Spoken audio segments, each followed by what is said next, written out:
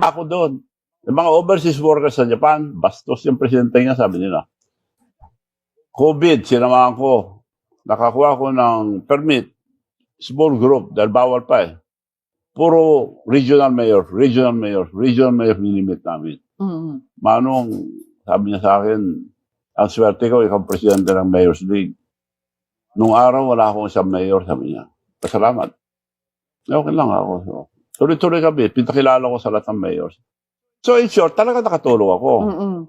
Tapos, ganito ang nangyari. Nagpunta kami sa Japan, nasa table kami, sa presidential table. Minention niya lahat. Tapos nandun ako. Ayaw akong mention. Presidente na po siya nito. Presidente na, bagong-bago lang. Anong kasalanan ko rin, bagong-bago lang. Akala ko naman kaibigan ko. Si Sandro, Dad, anong sabi si Sir? Anong sabi si Sir? Gumanon niya eh. Hiniya ako doon. Yung mga overseas workers sa Japan, bastos yung presidente niya, sabi nila. Hindi ako nagtampo. So ano po ang